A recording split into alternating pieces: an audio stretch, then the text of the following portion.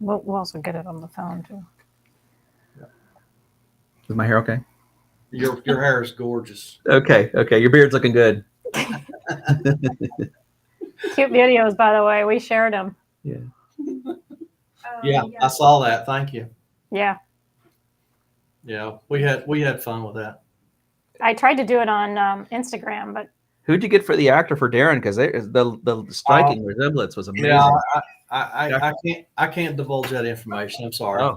Yeah, we are live. Trisha says we're live. And I think we're public too. And we're public too. Well, okay. Hi guys, welcome. I think. There's nobody watching yet. Oh, do you have a way to change your description? Because of the description of the video, it says, "Come on, ladies, let's hear from you tonight."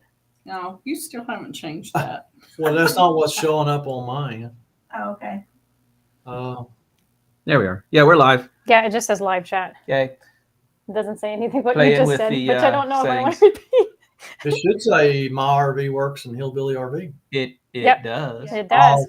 Okay. Okay. 21 I just watching. logged in, so I'm one of those 21. Oh. Yay. Yeah, I'm watching it too. Sorry, I'll get out. Okay. Cool. Well, hello everybody. Hey. This is not a test. This is the real thing. The Hillbillies from West Virginia and the my RV Works crew. We almost, as you know, we almost ended up in West Virginia. I don't know how we ended up in Washington. West Virginia was on our short list. I know that, and I was gonna have you talk about that.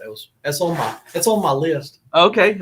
I'll be happy to. Yeah. Yeah, definitely has a little slice of our hearts. That's Yeah. for sure. Is $5 Frank still flying, or is he passed on? He's gone. But his Okay. son is flying. Oh, yay! That's fantastic. Not for $5, I'll bet you. I bet it ain't $5. I don't think it's $5 anymore. Yeah. But his son, I don't know if $5 Frank did acrobatics with you in the plane, but the son does. Oh, No. that's worth going back for. No. Yeah, Well, y'all come on over. Yeah. I'd love to. Hop in the Yeah. car, come on over. You'll be here in a few days. Let's go. Cool. We stopped too many times. It's going to take us longer than a few Yeah. days. Okay. Yeah. Well, All right. Well, I am a willing resource. Talk to me. Yeah. Yep. Hopefully you guys have some questions for us tonight. Because Darren's really smart and I'm a hillbilly. So he should be able to answer any questions that you may have. You've been doing this longer than I have, though. Hey, Laundryman. Someone Good from to see you, bud. Is that where you're from? Louisiana? Louisiana. Yeah. What do So he's a hillbilly, but you're something. I mean, Um, you're down there in the south. Redneck. Yeah, you were Yeah. born in California, raised in Yeah. Louisiana. Yeah. Coon ass. Yeah. You're not Oh, a Cajun, huh? Yeah. Hey, Bill. Hey, Debbie. Hi, guys. Well, Darren, I did want to ask you a little bit about your background, if you don't mind, about some of the jobs that you've had and kind of maybe how it led you to where you are. I think it's drywall back here.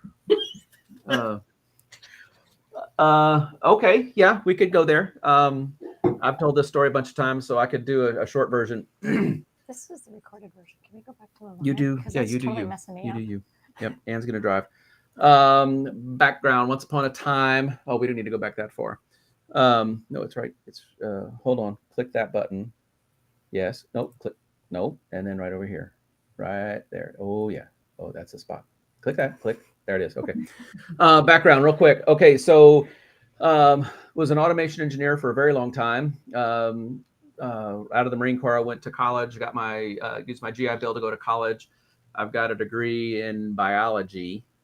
And Michael Crichton had just written his book, Jurassic Park, in the early 90s. And he was talking in the preface of that book about square plants and all this kind of stuff. And I thought it'd be neat to get a job at a greenhouse, grow square plants. Anyway, so I got a job at a greenhouse. Those of you watching that are in Virginia, this would have been near Culpeper. And James. it would have been near Culpeper. I'm gonna leave it up her hand. So let him finish his story, and we'll get to Okay, that. yeah, this will take. I could probably be done in less than about an hour and a half. Okay. Should be good. Yeah. We want the Reader's Digest version. Yeah. So I got a job at a greenhouse Notes. near Culpeper. It's between Fredericksburg and Culpeper. Really big greenhouse. I don't know what it's called today, but there was a Germanna Community College is where Ann and I met. Okay, right there in Germanna Community College. They just had that one campus at the time, and so that greenhouse wasn't too far from that college. I had a little ratty apartment in Culpeper, Virginia. And so I'd pass by this greenhouse and I'm like, I got to get in there and make square plants. Anyway, they had an ad in a newspaper, handyman wanted, must have electrical experience. And I was a 4.0 college student taking physics and all these weird things. I'm like, I know all about electricity. What do you want to know? And the way the story goes, and it's kind of a funny one, but I was in the Marines at the time, probably in the reserve. So I had a high and tight. I went in there, suit and tie, dressed to the nines to get my job interview for a handyman at this greenhouse. And Jimmy was the general manager, and apparently they had an ad in the paper at the same time for like a general manager for marketing or something. And I guess they thought that I was there for that job. And so I'm like, no, I'm here for the handyman job. Oh, you're hired. Here, let me take you on a tour in a golf cart. So this thing was 20 acres of roof, and I'm just like, wow, I can make a lot of square plants in here. But nope, they never let me touch the plants, not one time. But they had gone to a conference and gotten some automation components in a bunch of boxes full of peanuts. And they wanted somebody to install this automation system. Early 90s. This is early X10 technology, power line carrier through the power lines. And anyway, so I did that. I automated that greenhouse, and they've added on to it and all this kind of stuff over the 90s and all this kind of stuff. But when Ann and I were courting each other, I'd say, hey, I got to do some welding and bend some conduit. You want to help me pull some wire? And so most of our dating and courting was at that greenhouse, bending wire, installing conduit, bending the conduit, pulling the wire, welding boxes, building and control cabinets to automate this. Do you remember all that? Yes, she does. And she still married me, so that was kind of cool. Anyway, so I did that. That was my introduction into facilities maintenance, and it was wonderful working at a greenhouse because it was considered a farm, and farms don't have to follow any kind of code. And so I was rubbing elbows with all these master electricians down there in Culpeper at Branch Electric, and they're like, oh man, you're getting to do all this fun stuff. I got to follow all these laws and codes and all this kind of stuff to do electrical work. And I'm just working at a pig farm, and you could just do whatever you wanted out there. But anyway, we did really, really well at that. And so that got me into automation. Did it for about 12, 13 years. We got to do jobs, a couple places up and down the East Coast. We went to Germany and worked a little bit with Siemens over there, Siemens Greenhouse Automation in Switzerland, starts with a B, Belgium, Holland, Germany. So that was kind of exciting. And there was a moment where we were going to move to Dusseldorf and just work very closely with Siemens and automation and greenhouses and stuff. So that's where we meet Darren. Fast forward, bunch of awkward, ugly things happened there. Ended up living in Colorado and automating greenhouses in Colorado. So anyway, there's the whole technical background of what I do today. Okay, so that's why I laid that foundation. Never got to make a square plant, but did get a lot of experience with just good old boy redneck, make it work, make these plants grow, figure it out. Because you can't sell a poinsettia on January 1. You can't sell a poinsettia the day after Christmas.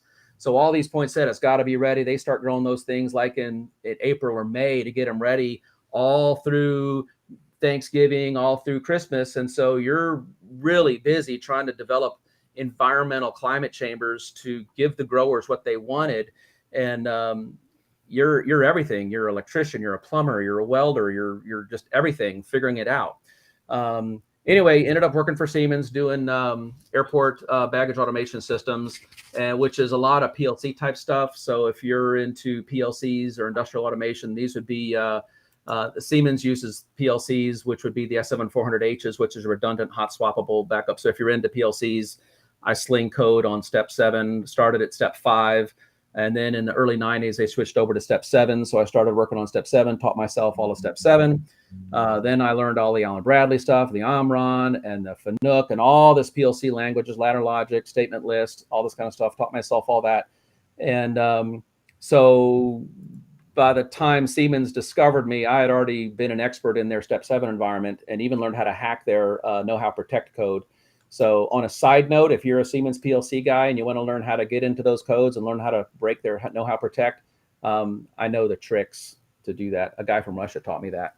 But anyway, so there we find Darren doing that kind of stuff. So now I'm automating airport baggage systems. We did Buffalo International. That was my baby. And my daughter was born in Buffalo. Mr. First Words, Mr. First Steps, Mr. First Everything. And so now in Siemens' ultimate gift to me, they wanted to thaw me out from being in Buffalo for 2 years. And so they sent me down to Miami to do Miami International. And our son was almost born in Miami, but I decided at that point, I think Ann and I were deciding like, okay, we've already missed my daughter's First Words, First Steps, First Everything. And you're working 18, 20 hours and your schedule's being shifted days to nights around the airports, come in and out, tying in this ticket counter because the airplanes aren't flying between 2 and 4 in the morning. That's the window of time you've got to tie in this new ticket counter, go back home, get 4 hours of sleep, come back tomorrow because we got migraines, just stress to tie all these systems in. Miami is a 16-mile conveyor belt. I think it's $1 billion. And at the time it was 10 years behind schedule. 9/11 kind of messed it all up. So you're building a highway with all these cars on it and you can't stop the traffic, but you got to build interstates and everything. So that was life in the conveyor belt industry at airports. So coinciding with my son's birth, I kind of resigned from Siemens and to go be a dad and change diapers and learn how to automate a diaper changing system. And I'm still working on that. Anyway, when we go back to Buffalo, working for Siemens, they give you the per diem to stay on the airport properties.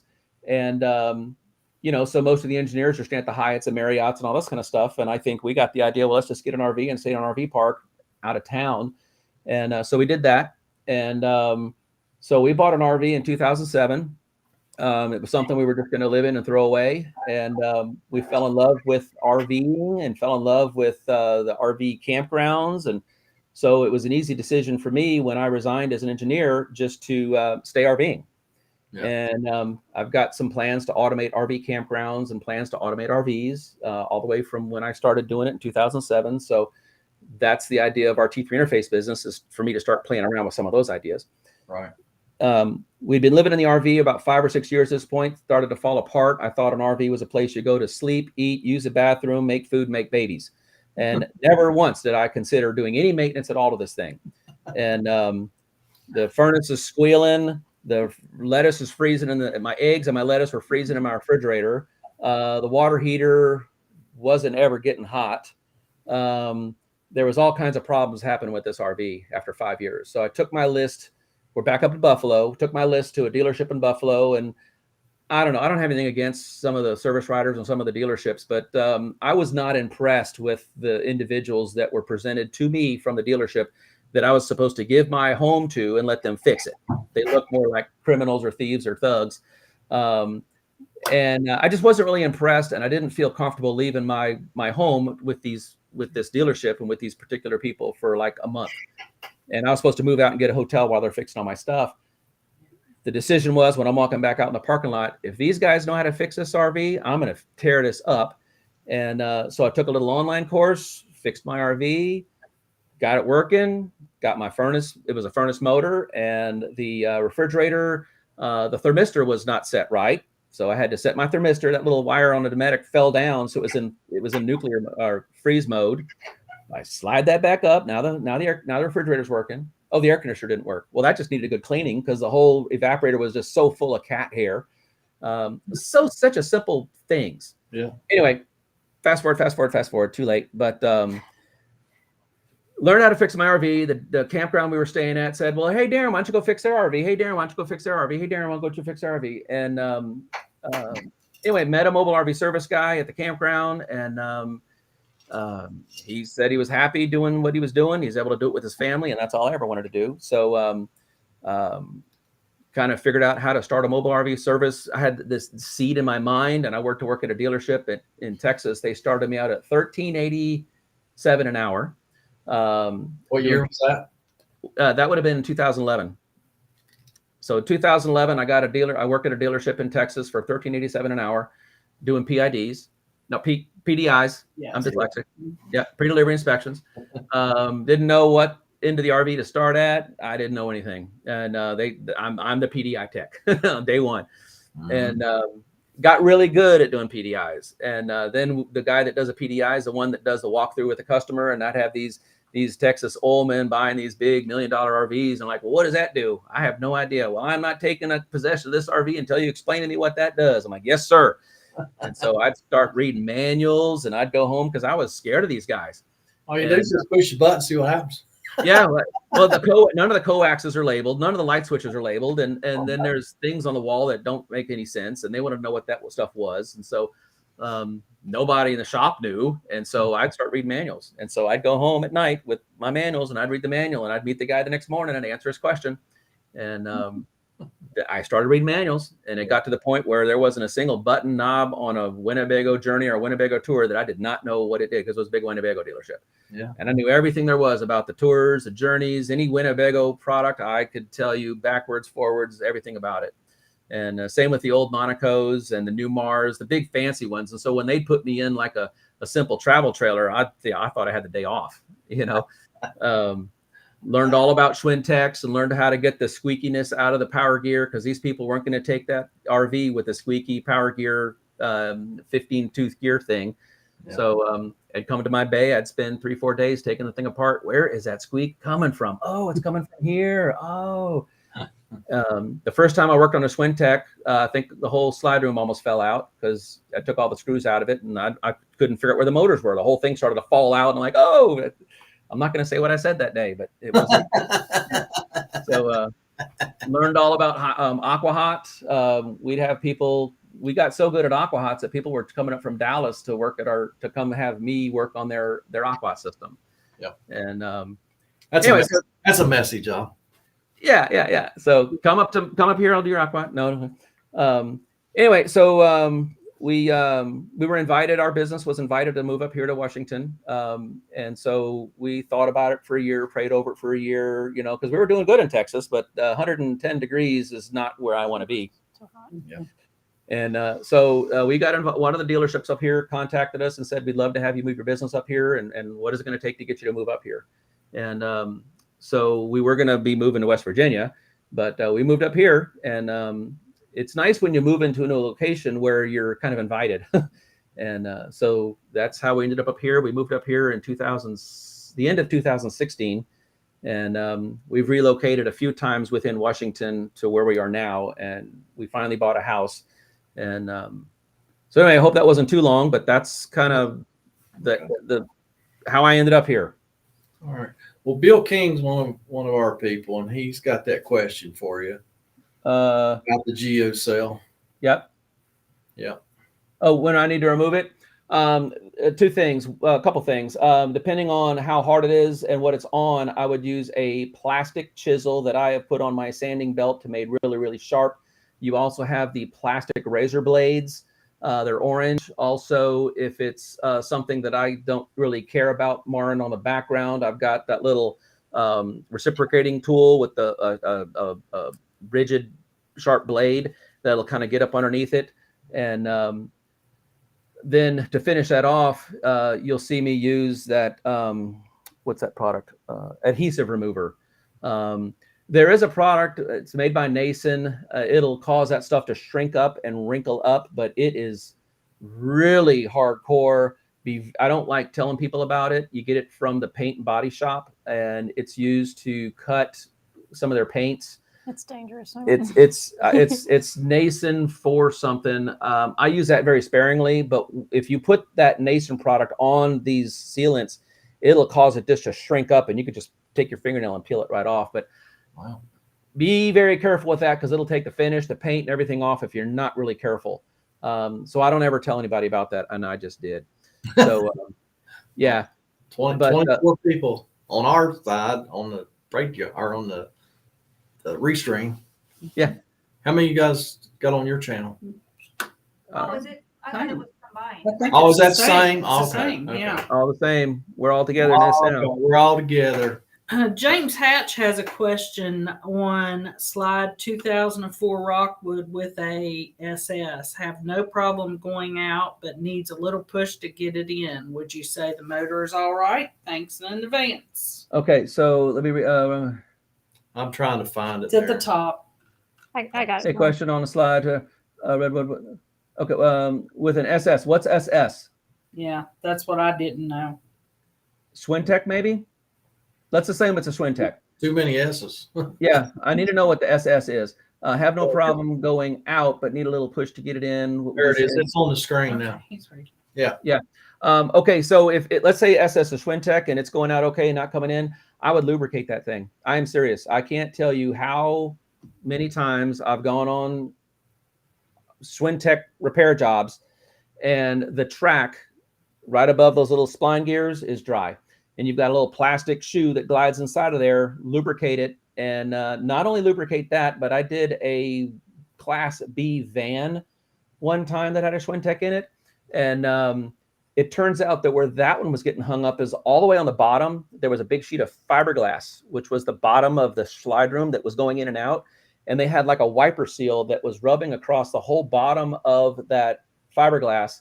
And it turned out that that rubber wiper seal was giving too much resistance when it was coming in. So same product I've always used at CRC with Power Lube, Teflon. I just took a rag, squirted it, and wiped that whole fiberglass down, and that fixed everything. So try lubricating your tracks and see if that doesn't help it.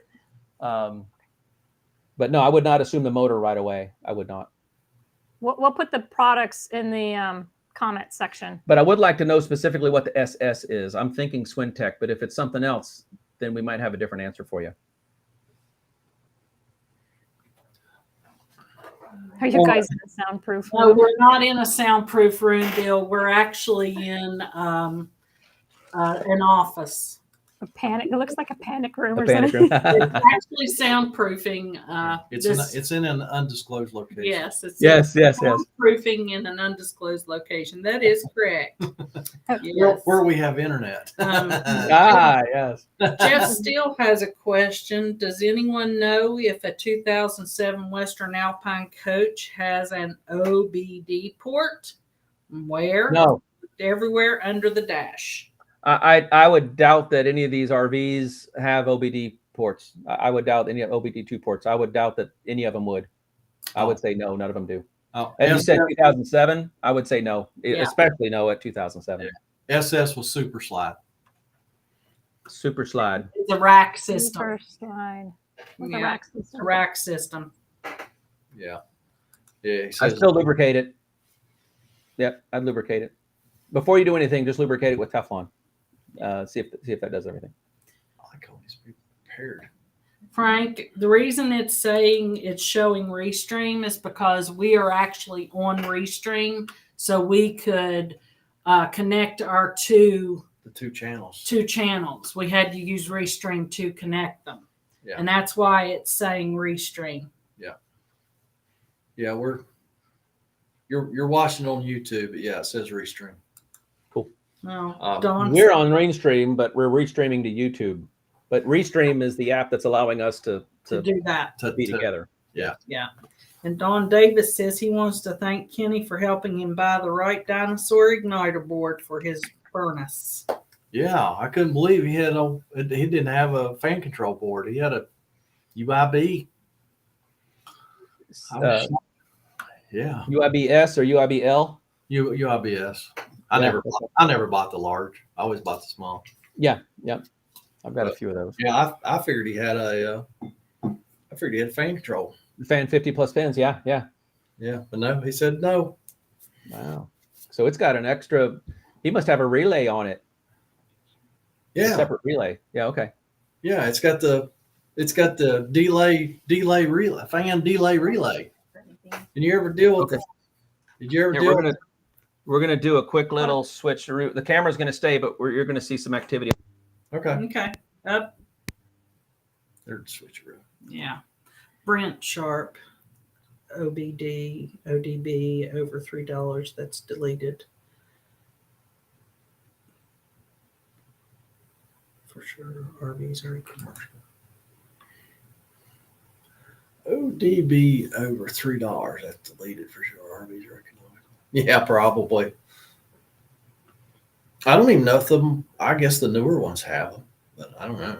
I don't do that type of work, so I don't know. I'm the wrong guy to ask. I don't do any chassis work on motorhomes at all.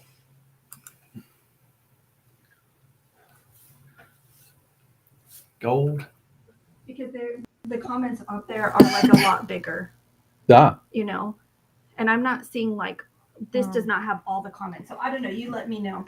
Okay, I'm just talking. I'm trying to make my hair look good. You're good. What we're doing on our side, Trisha, is we're actually highlighting comments and putting them up for Darren to read or us to read. Yeah. And so that's why you're not seeing them all. They're not seeing them all. We've just been highlighting the questions and stuff that have been popping up. Okay, just change that. Okay, I got this one here. Keystone Raptor. Okay, just changed out my AC about 45 minutes ago. The old one wasn't cooling and the new one isn't cooling either. Compressor isn't getting hot. How do I diagnose the board? Air conditioner. Okay, instead of telling us that you got a 22 Keystone Raptor, that doesn't help either of us with helping you out. What we need to know is what kind of air conditioner you have. Coleman, Dometic, that's what matters. So you said you swapped out your AC. Let us know what kind of AC that was. If it was a Coleman, it's going to be very easy to diagnose that thing. If it's a Dometic, a little bit more difficult. So let us know what kind of air conditioner you just swapped out, and then we can help you. Because the 20 Raptor, that doesn't help us. It's a Coleman Mach 10. Okay, perfect. On your Coleman Mach 10, outstanding. You want to take this one, Kenny? Or you want me to roll with it? Or did he switch out? Yeah. Did you take a Coleman out and put a Coleman back? Or no, that's a question you put up there.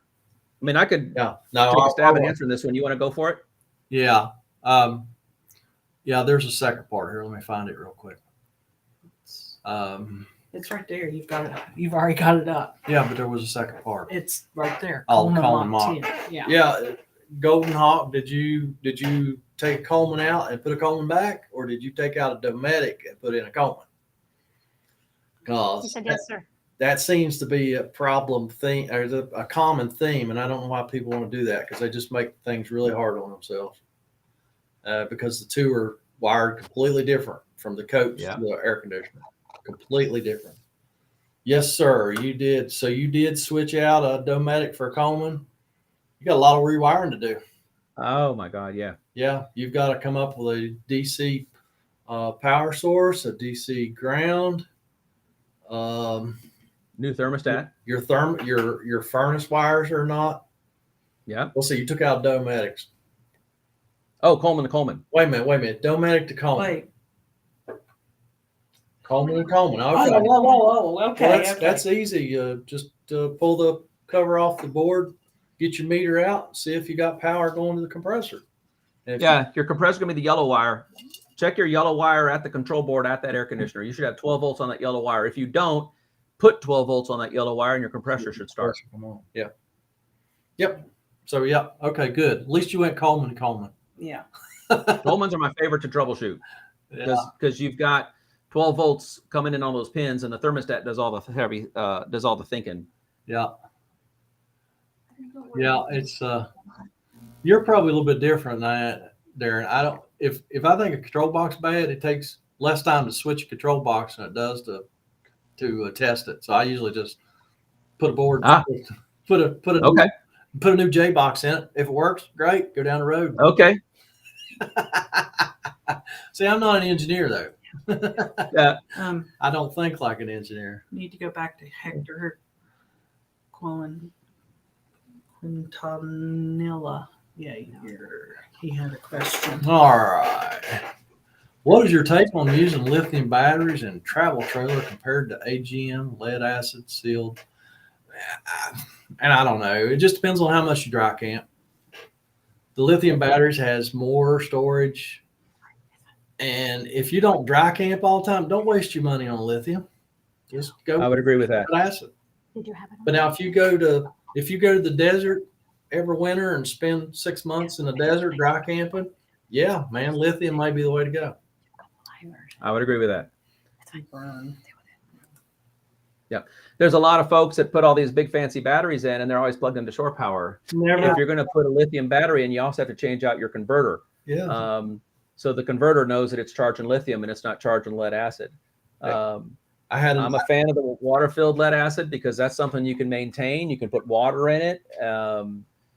You know, it's something you can service, but these maintenance-free ones, you can't really put water in them. And if you charge them too fast, you're gonna swell your case because they can't gas off. Yeah.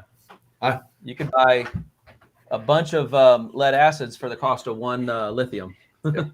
Yeah. Yeah. Just depends on how you use an RV. That's correct.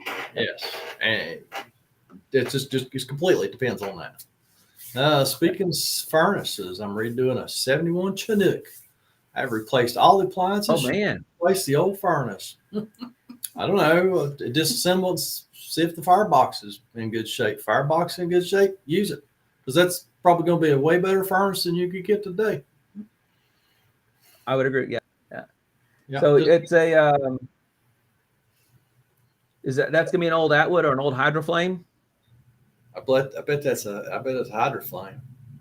Being that old, it's gonna be a Hydroflame. Yeah. 71 model. Does it even have a fan? Does it have a circulation fan? Like for the room air? A lot of those old furnaces didn't. Predates you. It doesn't predate me, but it predates. 2 years. Yeah. Definitely predates Trisha. Yeah. It's you're probably like me. You're getting a lot of customers now where y'all don't speak the same language. You know, I get these young people and I make some reference or saying, well, back in 2000, this is how it was done.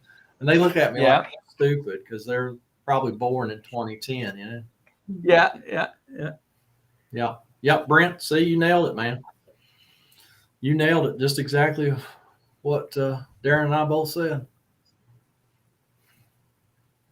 All right, what's up next? Oh, We keep switching computers. I That's don't fine. Don't worry.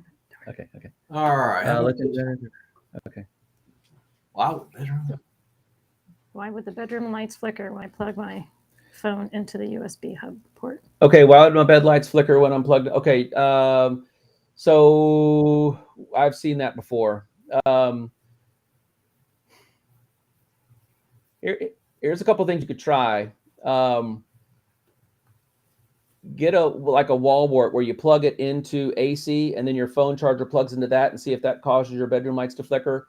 It very well could be you're going DC to DC and you're going to get some ripple coming from the phone charger back feeding in. It's not supposed to do that, but I have seen that problem before. And so the fix has been one of several things. One, if you have AC, now if you're plugging it into your DC cigarette lighter type thing, means you're not going to have AC, but try to diagnose this thing, plug it into like the AC wall wart and then plug your phone into there. Another thing is you could start, see if I was there, that'd be a fun thing to do. That's where I take my AM radio and start walking around inside the RV, listen for different static things, and then start pulling fuses and seeing where your noise on your radio goes away.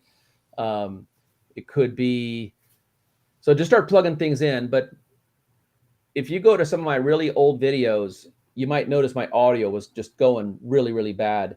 And that was because the phone I was using was dying, and I would plug the phone into DC while I was recording, and then my audio went to crap. And so then I learned I couldn't be charging my phone the same time I was recording my phone, using my phone to record. I didn't know that. Even if it was on a battery pack. So there's some kind of interference with the phone being charged that was causing some kind of backfeed. We saw it in some of my earlier videos. We've since fixed all that. And but I have seen that on some of these RVs. And it's just these little, I don't know, lowest bidder type adapters they put in. They don't have any kind of chokes or filters in them when these little DC charge ports. So you can upgrade those to a little bit better ones. They make the kind where you've got the round cigarette lighter plug, and then there's this little small DC adapter. You plug into that, and then you have your little, your phone plugs into there, and then a little small cigarette looking deal that plugs in. There's some choking going on inside of there that'll help take that out. Yeah. But yeah, I have seen that. Hey, I got one for you, Darren. Uh-oh, I'm scared. A few months ago, I installed a brand new Dometic FreshJet air conditioner. Okay. Everything worked. I did not change the controls at that time. Everything worked great for a couple months. Then got to where the air conditioner, the thermostat would be satisfied.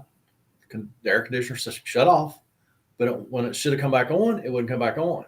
And it was very, very sporadic in the beginning. Then it got worse and worse. So then I changed the control box, changed the control box and the thermostat. Same thing. I checked for AC ripple. There's no AC ripple coming from the converter. And I can't figure that one out. Any ideas? Well, thanks for calling. We ran out of time, sir. Okay. Good answer, Darren. Good answer. Yeah. The next caller, please. Sorry. Oh, that one hung up. Here, let me get you another one. Yeah. So it's an intermittent problem with this air conditioner. It'll satisfy. It's We pretty. see this on furnaces all the time too. I know. That's what I told him. I said, we don't see this with air conditioners. This is a furnace problem. Because I did all the normal furnace things. I had him pull the thermostat off the wall, stuff the hole full of toilet paper, and leave the hanging. No change. When I checked the converter for AC ripple, I just went in and stuck a new converter in there because I thought maybe it was something that was happening. At certain times. No change. I even put another thermostat when I went back to get my converter. I put his old converter back. I had another thermostat and I changed thermostat. No change. And I don't know what it is. Dometic says that it was AC ripple or a bad thermostat. Well, it's neither one of those. All right. So one thing I would have you do or have the customer do is turn off while it's doing this. If they can live this way during diagnosis time, turn off every single AC circuit breaker in that RV except for that air conditioner and see if it doesn't work perfectly. Because it could be a ballast in a LED light. All LED lights. Okay, I've seen people, they would have added a fluorescent light over their sink, and that's causing the ripple in it. I mostly see that on refrigerators, though. You've seen it. You've seen interference problems with LED lights. Sometimes LEDs will do it, mostly with fluorescence. But yeah, there was a couple LEDs that came through that on the DC side, they were causing terrible problems. You switch out the whole fixture and the problem went away. Really? Yeah. Because this is just camper's only 5 years old, so it's full of LED lights. Yep. Okay. So Laundromat Adams, that's Bill. He's a mobile tech also. Yay. Yeah, he still in is. Atlanta, Georgia. Yeah, He what do you just guys started. see if any issues with the air conditioner insert to eliminate the dump feature? I made mine and it made it quieter for sure. I've heard good things about that. What's that thing called? It's Divider. Well, you put it up in the air conditioner and it changes the flow of the air, changes the plenum. You put a plenum up in the air conditioner, and I don't know. I've heard good things about it. I don't know. I haven't installed one or seen one yet, but I hear good things. Okay. So, we'll see you now. When you went on that rant, you answered a lot of the questions I had for you on this piece of paper. Don has a question. I could tell my West Virginia story. Well, let's see what Don's got to say here We first. got a lot of questions still. I was using the amp meter on the purple wire compressor air conditioner to determine the amount of freon. Well, I'm typically looking for around 11 amps. Yep. What was the question? I don't know. Where we at? How does using amp meter on the purple wire of the compressor of the air conditioner determine the amount of freon? I'm not going to say it's going to determine the amount of freon. It's going to determine how hard that compressor is working with respect to ambient temperature and altitude and humidity. Yeah, Not so much humidity. Humidity isn't going to play into that. It is also a pretty good indicator how much freon's in the system, because if it's barely working, it's pulling 5 amps. There's not much, and I'm talking about typically 80 degrees, a lot of humidity, like it is in the summertime. If it's pulling 5 amps, it ain't got no freon in it. Okay, I see where you're going. Yep, that makes sense. Yeah, and if it's around a few years ago, each model of air conditioner, you would get an amp draw and the intake and exhaust air temperatures. You call Dometic or Coleman, whichever one you was working on, with the model number, and they tell you exactly how many amps it should be pulling. Yes. But anymore, of course, you can't talk to them. But I'm just generally looking for around 11 amps on a hot, humid day. If it's got a whole lot less, it ain't got no Freon in it. If it's got more than that, you probably got a bad compressor. Yep. That's perfect. Yep. All right. There's a bunch of people that have said hello. We've got Friar RV Repair has joined us from Southport, North Carolina. Yay. Hey, it's Hi, great Charles. to see the two of us, or the two Yeah. of you. I understand your rate differences. Could you tell us why you choose flat rate or charge hourly rate? What do you charge? I am mostly hourly. There are some things. Actually, most of the stuff that I would do flat rate, I don't do anymore because I'm not doing any more air conditioner replacements. I'm not doing any more awning replacements or arm replacements. Yeah, I don't even. Refrigerator replacements.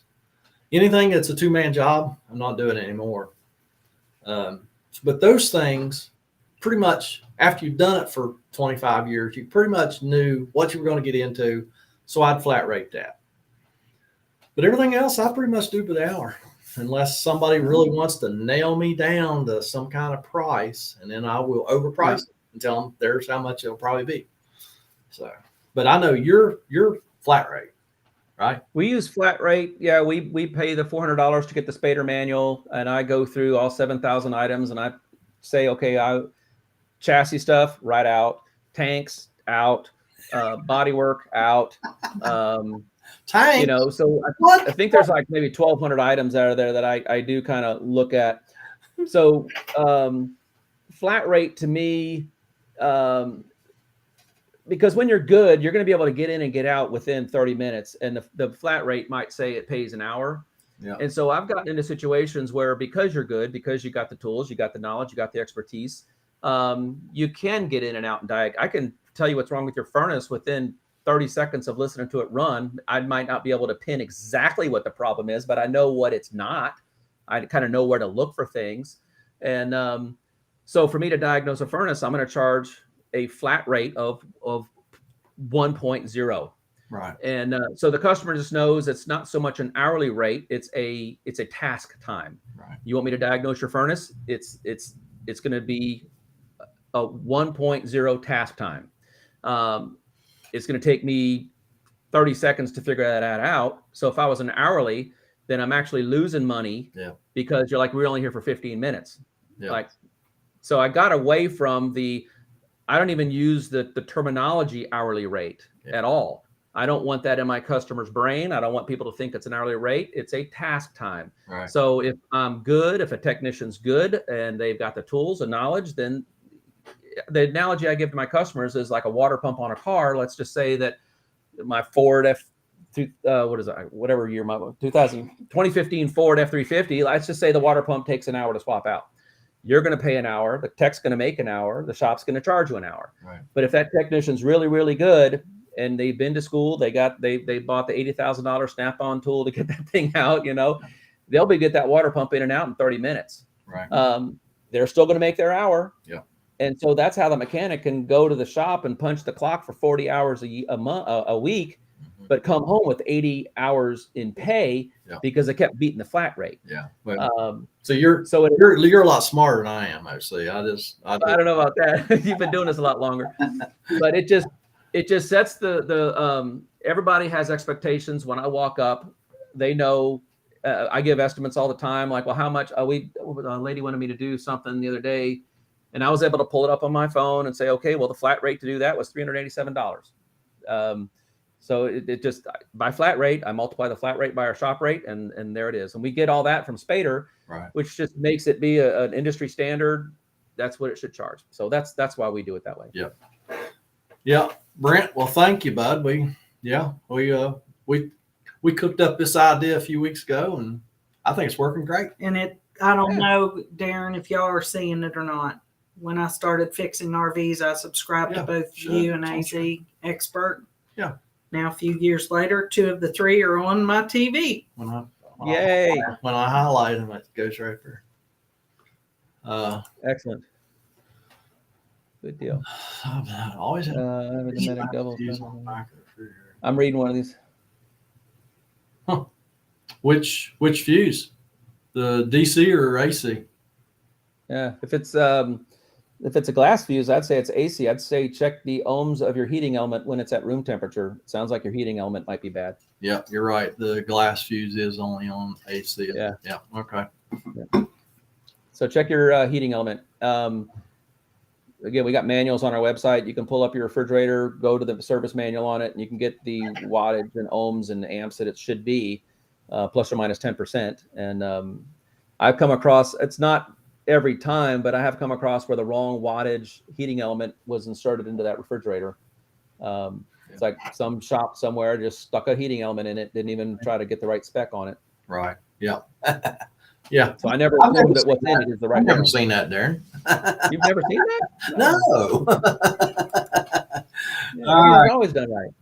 All right, Rob Ward, we're the wrong guys to ask. Neither one of us do chassis work on motorhomes, so sorry. Yep. That's, Call a mechanic. yeah, call. Yeah, it's a whole other discipline, a whole other set of tools, a whole nother getting rid of the oil, No, busted not, knuckles, creepers. Yeah, it's just a And whole not- nother discipline. not the kind of thing campgrounds want you doing in their campground. That's right. Big impacts to get the big lugs off. Yeah. Jacks. No, we're not doing that.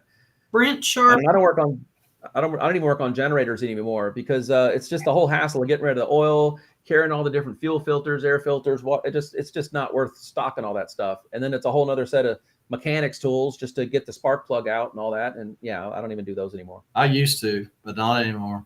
Yeah, I haven't done chassis work on motorhome for probably 15 years. Yeah, it's a whole nother discipline. Yeah. Well, Tim, well, good luck, bud. I hope you enjoy it as much as I have for the last 25 years owning your own mobile service. Yeah. It's been good to me. Don't make a lot Yeah, of money. remember to put the oxygen on you so you can replenish yourself. Yeah. So yes, it's a lot of work, but it's worth it. Yeah, especially in the beginning, because you got to do a lot of things you won't do later on in your career. Yeah. I can say until Trisha joined us, I was really burning out.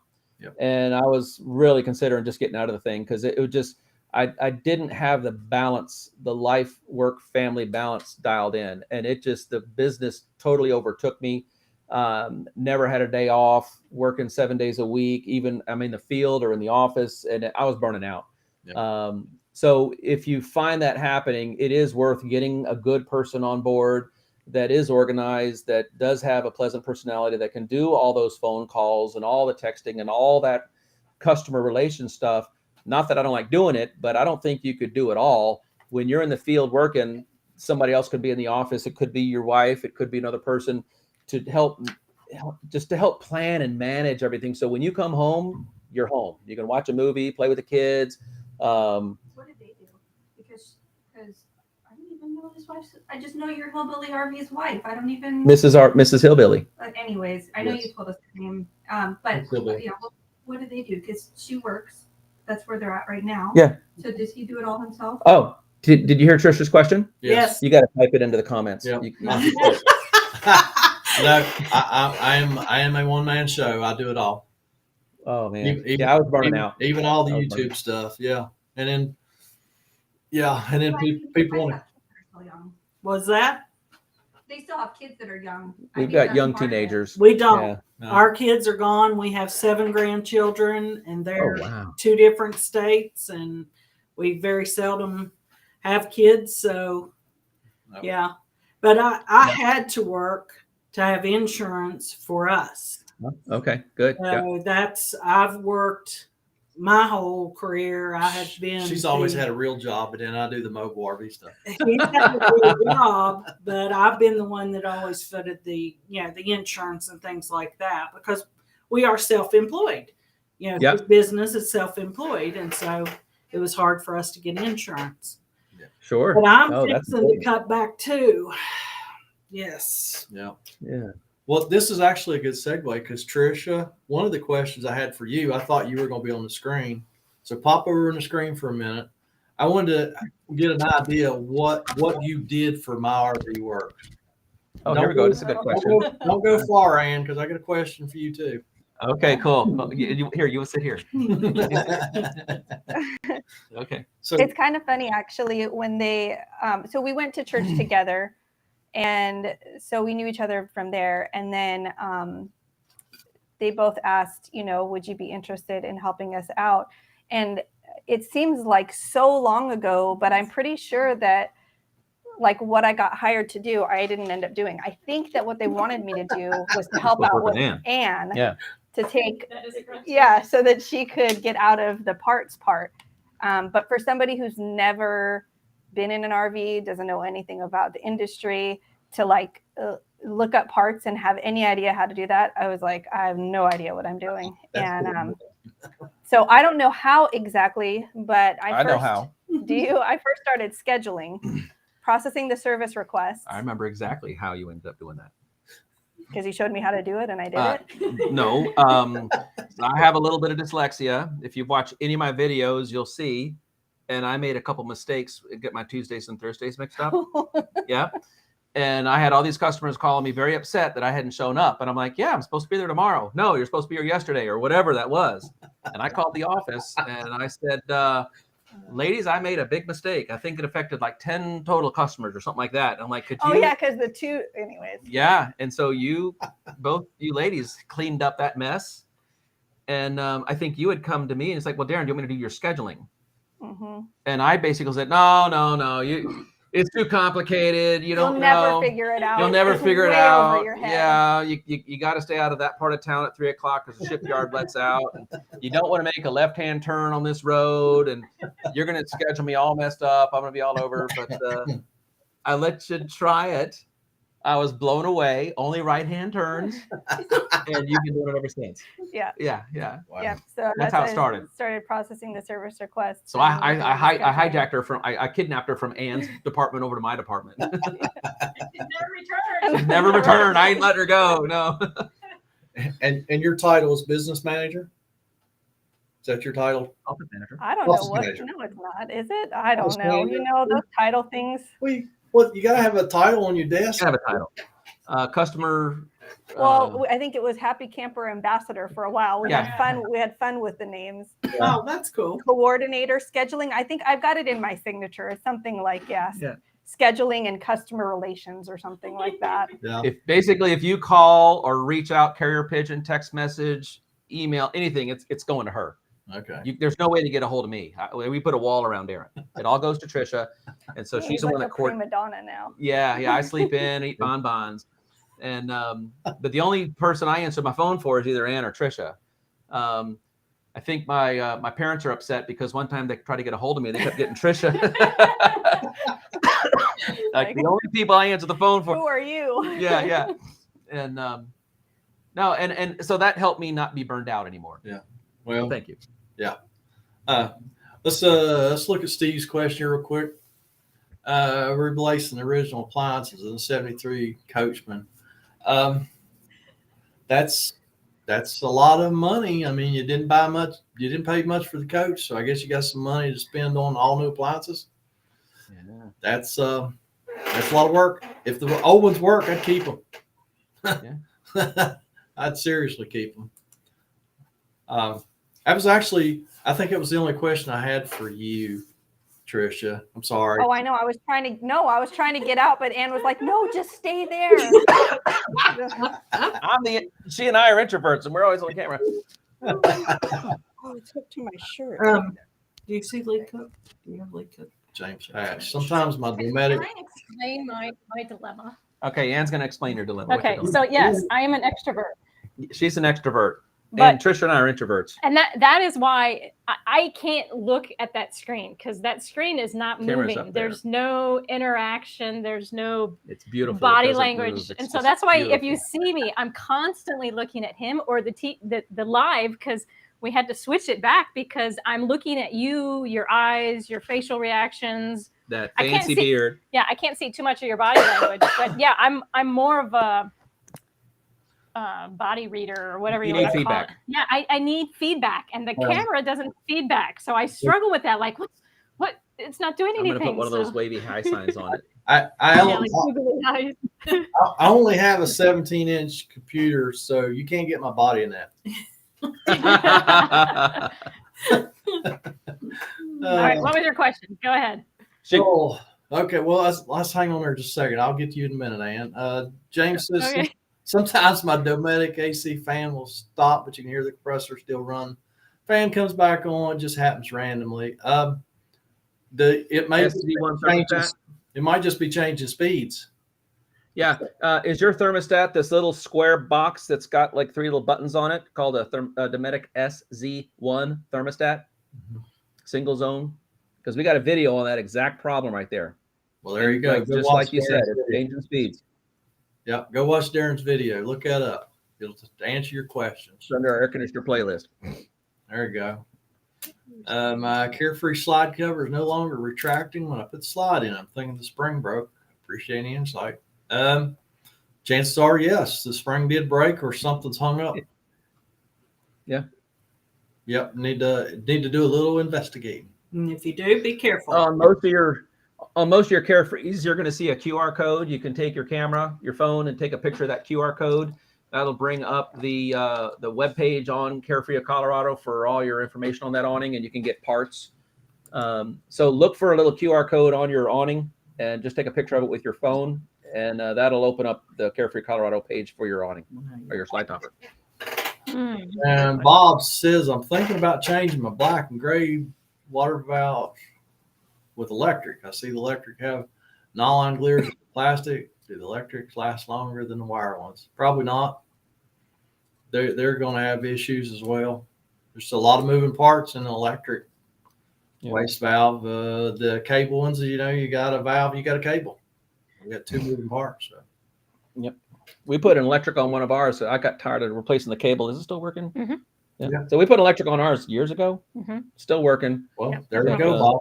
Okay, that's good to hear. Push the button. Yeah. There you go, As Bob. long as that button works, as I hear it go. Yeah. Well, I have not worked on a lot of electrics, but I just think most of the RVs we see don't have a lot of electrics. It's always been an add-on. Yeah. It's tangled up in here. Yeah, my experience with the pull ones is the seals. You have issues and they dry rot real quick, and the little pull handles, sometimes they break, or sometimes you're yanking really hard and you whack your hand, or those are my experiences. I'll leave it so there. I like the electric ones. The button's so much Push the easier. button. You listen for it. Again, it's that body reaction. She needs feedback. Yeah. I always have to have the feedback. Mm-hmm. Lee Cook is a 55-year-old who's thinking about getting into RV repair, and he wants to know, what do you think about that? I seem to really like to work around and other people around me. That really depends on your health. Of course. Your health, because you're 55 already. I'm 56, Yeah. working for me. Yeah. Yep. But we We didn't all start at on our 55 though. Trisha and I did a whole series, and we're working through a whole series on how to build, start, maintain, and operate your own mobile RV service business. So maybe that might be something you want to check out. Yeah. We do go through quite extensive information that people might want to know on what to do, how to start it. Well, and I definitely want to hear what Kenny has to say too, because I think there's some variables there. But we do have one of the gentlemen that was on earlier that popped into the stream. I want to say he's like 80 and doing RV repair work. So I think sometimes the question is like, if I'm X age, am I too old? And maybe Kenny, you were going to speak to this, but I mean, there may be things you can't do anymore. Yeah, I mean, or that you don't want to do. Well, Like climbing up on roofs. well, I still do it, but they're just. I had some heart issues a year ago, and I just want to slow down a little bit. I'm tired of working 80, 90 hours a week. Yeah. I'd like to get back to 40, Yeah. So I'm just trying to cut back. But, I worked with some people because I've always worked more than one job up until the last 5 or 6 years. So I worked with people that were the same age as me, but they were in a lot better shape than me. They were more flexible. They were stronger. So the guy that's 55 that's wanting to start a mobile service, man, if you're a really young 55, go for it. But if you're a really old 55, you might be past your prime. just say it. I would say do the jobs that you want to do that are not so physically, and again, set your hours. You're self-employed, so you get to dictate, like Kenny, you said you want 40 hours, so make it happen. Yep. Quit working the 80, 90 hours. So I wish I could learn that. I wish you could learn that. Yeah. You're in charge of your calendar. You got to make it happen. He is. It's crazy. I had a heck of a day today. I was wide open all day. I got home. I run in the back door. I just derobed, jumped in the shower, got cleaned up. We jumped in the truck, got something to eat, and come sliding in here and turn the computer on. So awesome. Been that way all day long. Yeah. Thanks for getting redressed. Yeah, right. Well, I don't have pants on, but you can't tell. I don't want to know. Yes, he does. Hector says this is great Q&A session. Hope you do these periodically. And Dawn says it's amazing how Darren and Kenny work so differently, but are able to fix and figure out the issues of RVs. Yeah. YouTube takes a lot of time filming and editing. That's from Dawn. Yeah, certainly does. Yeah. Well, Ann, I got a question for you. What did you think about the mobile RV thing when Darren goes, "Hey, I want to start a new business and I'm going to work on RVs"? Actually, I think I'm the one that suggested it because he worked at a dealership. And we worked at a dealership because of this idea came, and that's why we went to work at a dealership. But I was at the dealership for a little bit longer than I probably should have, could have, would have been. Yeah. But anytime he worked on our RV, he would get people like our neighbors. Darren, what about this? What about that? Ann, what about this? What about that? And it just seemed like you started getting side jobs, and we looked at the income of the side jobs versus what you were getting paid at the dealership. And we're like, geez, we could actually do. I'd make more on a Friday and Saturday working side jobs than I would all week long at the dealership. And they were paying me $25 an hour, and I was making more on a Friday, Saturday side job. Smart. Yeah. And 2 days worth of work than 8 and 40 hours at a dealership. Yeah. Right. Yeah. In 1996, I went to work for an RV dealer at $5 an hour. Woo! Yeah. Yeah. And then in 1998, he started his business. Nice. Okay. Yeah. Yep. So I understand. Yeah, they started me at $13.87, so I was making more than you. You were, but it was a little later. Yeah. Time too. Well, Ann, that was easy. Give me another one. Yeah. I mean, we kind of touched on, you were very involved in the business, and then y'all hired Tricia so you could be less involved. So what are your responsibilities with the business? Okay. So now when Tricia came on board, I was editing videos, and we have learned to take things off of our plate and hire. So now I'm not even doing the video editing, which I miss, but we're going to be coming out with a whole new drum roll, please. Education series that I am going to be in charge of and helping create. So I'm excited about that. But yeah, I've just kind of reshifted my parts. Well, I never actually took over, so that's some of it. Yeah, but like I still do. We just kind of we literally stopped doing warranty for quite a bit because we kind of took a step back with warranty. So that was quite a bit of work taken off my plate. So Ann used to be the warranty administrator for our company when we would do warranty. These are extended service plans and dealership warranties. And so Ann was the one making all those phone calls and all that kind of stuff. So yeah. Being a bulldog, chasing the rabbits. What you mean they don't want to pay? Yeah. Yeah, that was the thing that was frustrating me the most, was not getting paid. She's a former correctional officer. You don't want to owe this chick money. Yeah. She will hunt you down. Yeah. So anyhow, But you do parts still. yeah, still Yep, do she parts. still does parts. I'll put an order in on what I need, and she knows Yeah. she's got relationships with all the vendors to get the parts. Yeah, and it's frustrating. It's kind of like a love-hate because you spend all this time setting up your wholesale accounts, and now that times have changed so much that the wholesale accounts, there's other vendors that get better prices than our wholesale accounts, and Yeah. so it's extremely frustrating. Like you Yeah. spent all this time and You you jump built through all these these hoops and relationships, bank and accounts, yeah, just to get wholesale pricing, and then Amazon's got it for less than your wholesale price. yeah, or Walmart or some other vendor, some other business online that literally deals with the same company that I am dealing with. Gets a better price. Yeah. And they get better prices because we don't have the volume, and I get so frustrated. So little things like that kind of started, and then they changed the part numbers too. That's another thing that frustrates me. But anyhow, those are just some of the highlights that. And she does our accounts payable, accounts receivable. She works with the CPAs and the business attorney. And our licenses, The and states. just all the So, yeah. behind the scenes that can, like Mhm.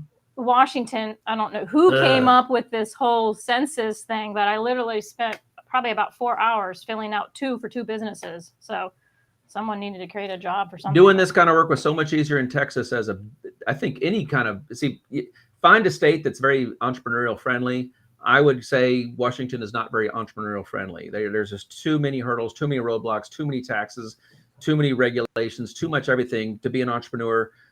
We want to hire more people and bless their lives. And there's just so many hurdles to hire somebody. When we had our business in Texas, it was so much easier to just hire as many as you wanted, and the state would support that.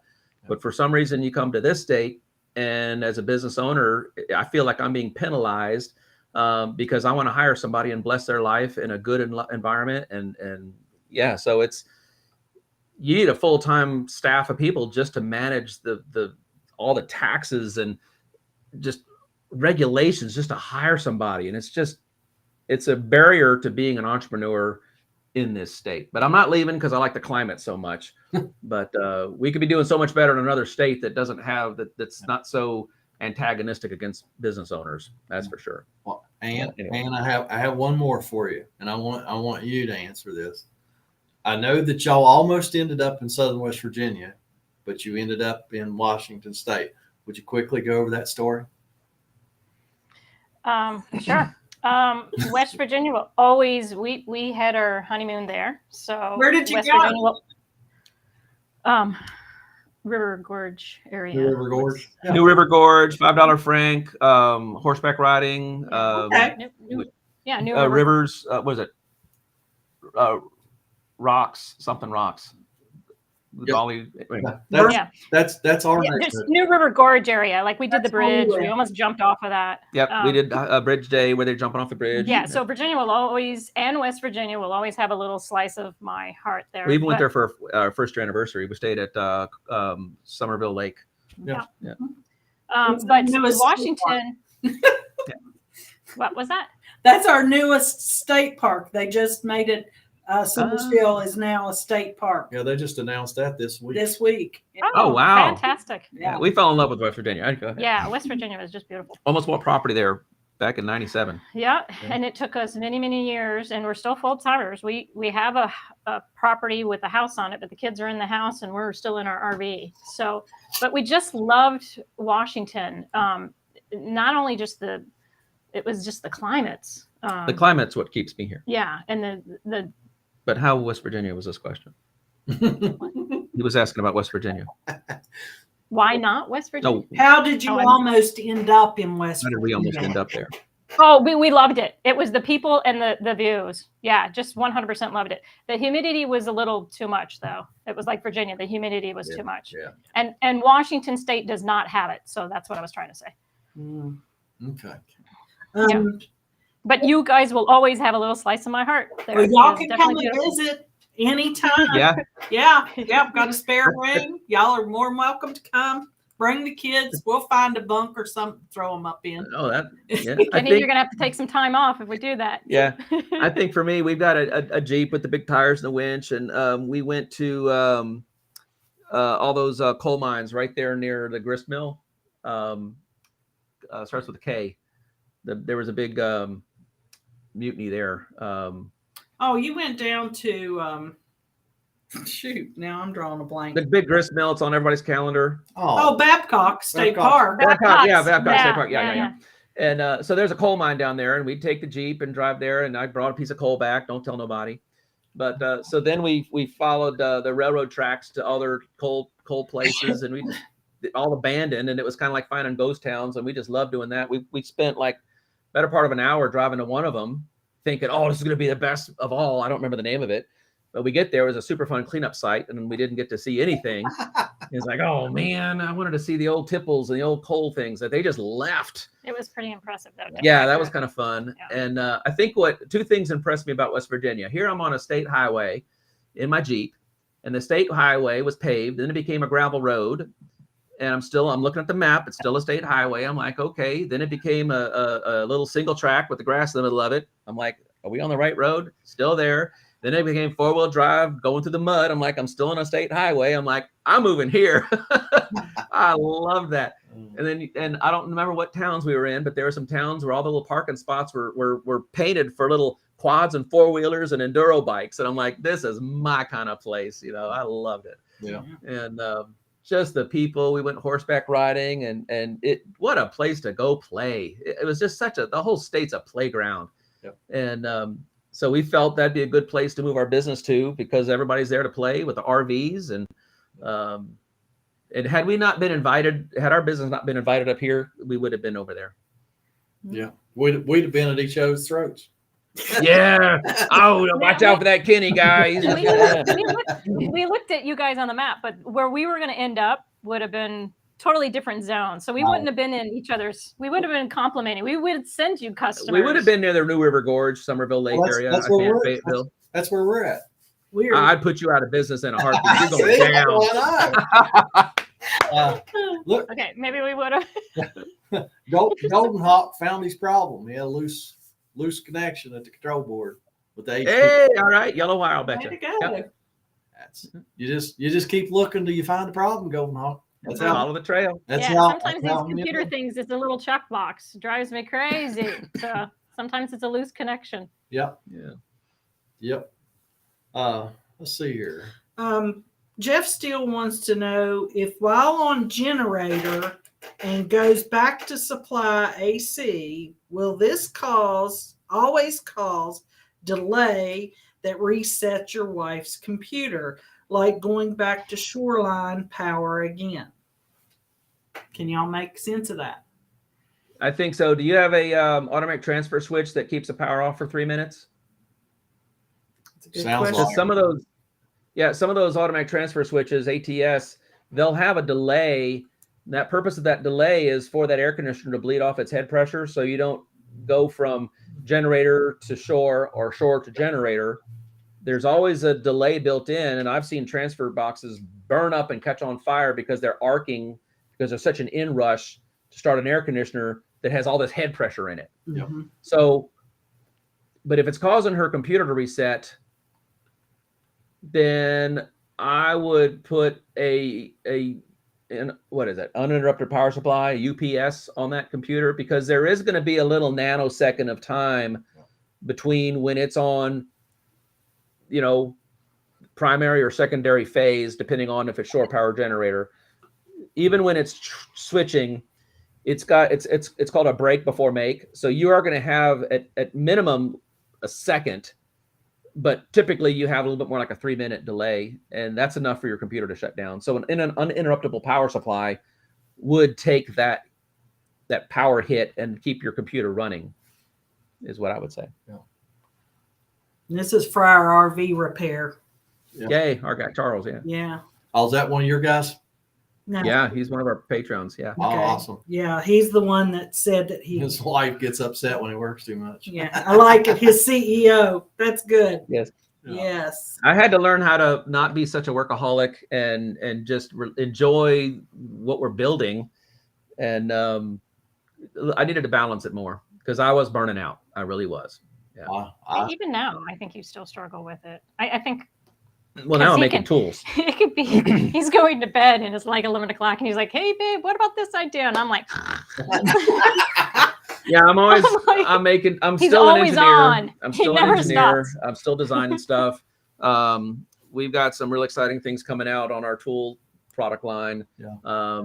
And I'm just trying to make some amazing tools, and I'm really excited to do that. And it sparks joy to design things like that. And I don't mind making the first 5, 10, or 15, but then I get tired of making these things. Yeah. And we need to kind of find a way to mass produce making this stuff. But I love designing the tools for RV techs, and just I like building stuff. Yeah, I know you're doing some really cool things with the data recorders. Yeah, I think that's pretty awesome. I got stuff I'm working on now. I think Trisha would not allow me to say, but can I talk about the dashboard? Yeah, he's been doing. Let me just say Okay, this. I He's got been- an okay to talk about the So we dashboard. should actually wrap it up because Oh. we're gonna hop over to Patreon. Yeah, We're he's been doing things that when we first moved into our very first RV that he talked about, that So- he automated, which was awesome. And I'm like, you need to package that and sell it. So when hopefully we come full circle and do yeah, that and here in a that's little I bit. think that's the path I took. So we moved into an RV in 2007, and I woke up in an RV this morning. So I've been RVing for about 16 years, waking up in RVs.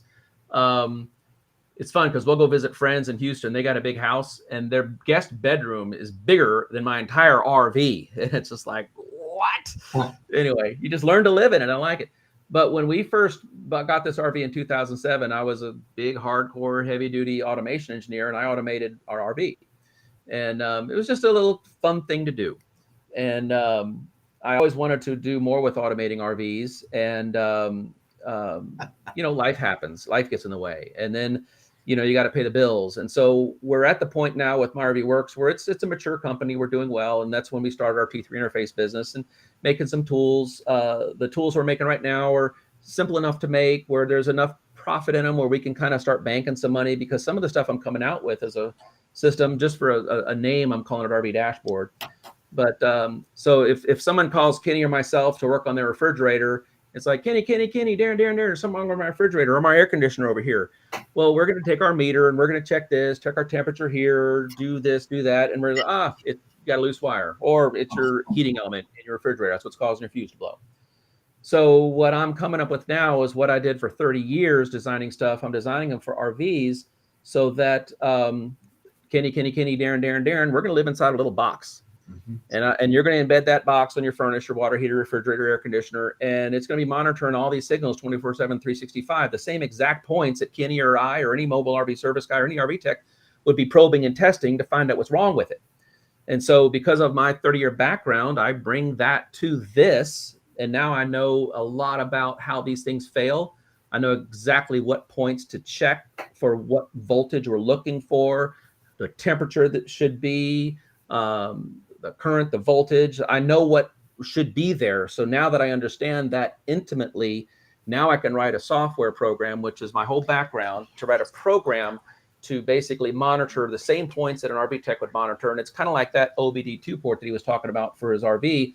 We're kind of making an OBD2 for all the appliances in your RV. We're making it wireless, and it's just going to take some time to get that played out. I've got one for a furnace that I'm playing with right now. I'm going to be working on a refrigerator one pretty soon, but they're not ready for prime time yet. The tool we got coming out here pretty soon is going to be that everybody wants to want my 2-second on-off switch, and I've kind of made that really nice and sexy. That should be coming out pretty soon. I'm pretty close to having that one done. It's going to be really cool. And so if you've looked at the trajectory of our T3 interface tools, they started off with my little simple Aquabot box and some LP tap jigs and a little test lead set. Now I've got the permission, thank you, to start going into more of this automation component type stuff where we're going to start doing some data logging built into the stuff. And that's all moving us in the direction of where I was in 2007 when I automated the RV to begin with. And then life gets in the way. But now I think I'm in a better position to do that because I've got, how long have I been in RV tech? 10 years, 11 years, a long time. I know how they fail. I know how to fix them. And so now the automation engineer is going to come back up to the front here and say, okay, step aside, Darren RV tech. Darren engineer is going to come over. And now we're going to start building some stuff. We're going to be slinging some Arduino code, Raspberry Pi type stuff. But we're not using Arduinos and Raspberry Pis. Those are the prototype things because those aren't really industrial, and I need systems that can handle the vibrations, the temperature extremes, all that kind of stuff. I'm not going to get too technical and bore people, but that's what's exciting me. And yeah, so that's where I'm excited to go with this. And so it's almost like I became an RV technician so I could learn how to be a better engineer so that I could create these OBD2s for RVs. And so if your furnace fails or you're blowing that glass fuse on that refrigerator, you pull up an app on your phone, it'll tell you exactly what the problem is. As if Kenny or I were there taking our meter to test it. Because our little He's taking your business, Kenny. Yep. That's what he's saying. I'm putting you in a box, brother. Hey, that's cool, man. We're trying to give you less hours, remember? Yeah. Yeah, I know, right? On this stuff. Yeah. Bless more people's lives with it. Yeah, and there's a much larger business plan to this whole thing, but that's kind of what excites me about it. But and then we can, I don't have to physically be tied here to a leash to working on RVs. I can be traveling all over, going to see West Virginia and go and do the Gauley River again and the New River Gorge and jumping off that bridge. Yeah, we'd let you jump off the bridge. You can only, I'll do it in a heartbeat. I didn't do it when we got married. I'm not doing it now. I'll you can jump off only the bridge. jump off of it one time a year, and that's on the third Saturday of October. It's called You Bridge still call Day. it Bridge Day? Bridge Day, yes. I love Bridge only Day. day. Oh, Yeah, man. we got married October 11th, and we attended one of those, and we just watched a bunch. I of walked crazy right up to the movies. plank where they're jumping off, and I'm like, "Do you want to go?" And I'm like, "Can I?" And she wouldn't let me. I would have done that in a heartbeat. Yeah. I didn't have life insurance on you. Okay. Well, now you got life insurance. So I can do it now. Yeah, I'm smart. Yeah. Yeah, James want to know why would the fan speed change randomly? That was that Dometic air conditioner. That's because it changes fan speeds. That's Yeah, you'll hear it go high and hear it go low. But I got a video on that. I think in my thing I'm pointing to it. So just I know on me, I got a video on that SZ1 thermostat. And then in the description of the video, I got all your error codes and how to get into manual override mode on those thermostats. But every time it does something, there's a delay. The fan will cut off. There's a little delay. The fan will come back on a different speed. So there's always everything that thermostat does. There's a delay. Yeah, that's So don't and the freak. compressor stays running. Yes. So yeah, But they didn't consult with me when they designed that. They should have, because I would have made it better. But anyway, they didn't consult with me. I never got no memo or white paper or nothing. They just threw it out there and didn't even check with Darren. Well, I think no one designed the new Dometic air conditioner. The control system. I think it just happened. Yeah, it just Yeah. metamorphosed that. Hey, Ann, there's two retired correctional officers on here. Don Davis and Brent Sharp are both retired correctional officers. Don hangs out with us on our channel. I don't know if he's been on yours, but he's was correctional officer in Solano County in California. And Thanks they for your both, service. they both said, "Hey, we're retired correctional officers." So thought that was. It took a correctional officer to marry a Marine. We fight awesome. You should see I it. bet you do. My dad was a jarhead too. I love a jarhead. My brother. It's not fair. She knows moves that I don't know to pin me down. I And don't she's know. got handcuffs. Ooh, I like the handcuffs. Yeah. I'm the one that likes the handcuffs. Yeah. Well, Darren, That's way too much information. Sorry, people. Sorry, guys. Darren, do you know anything about the LifePo 4 batteries? I don't. No. Okay, let me read this real quick. Balancing the batteries, integrated energy management system network, Firefly Granite Multiplex. I'm troubleshooting battery out of sync error. Not really. If I was there, I'd have a fun time playing with that. But off the top of my head, no. There's a few variables that I would have to kind of dig into to do that. But like if you contact Firefly, they might know exactly. Oh, it's this. It's checkbox. Yeah, it's always a checkbox. Yeah, we're gonna need to We can wrap up because we got to jump over on our Patreon side. Yeah. Okay. Well, I mean, And I got to pee. I mean, there's a lot of questions we didn't get to, guys, but that's just because we just didn't have time to get to them. And I don't know. I had fun. If you guys had fun, I had fun. maybe we'll do this again. This was easy. Yeah. Yeah. So I know you guys do a monthly live stream anyway, right? We do. Yep. Yeah. Yep. I don't know. Maybe every month, a couple months or something, we could do this. Try it again. We'll just stay tuned for announcements. We'll let people know what we're coming up with. Yeah. On both sides, on both channels. Yeah. Yeah. It's amazing how quickly an hour and a half goes. Yeah, Isn't it was it an hour though? and a half. Actually, 124. Yeah. Wow. Oh, All right. Well, to everybody that stopped by tonight, thank you so much for stopping Yes. by. Yeah. And sorry we couldn't get to all your questions, but if we do The this naked again, hillbilly. maybe we can get to them. So Yeah, maybe next time we can have you guys send us questions that Ooh. we can do a question and answer that way instead of getting questions and having to ask questions and stuff like that. So Yep. Yeah. All right. Perfect. Okay. All right. Well, I'm gonna end the stream, but we can still talk for a few minutes. So Okay. good night, everybody. Bye, guys. Night, Bye, guys. guys. Yep. Blessings. Bye.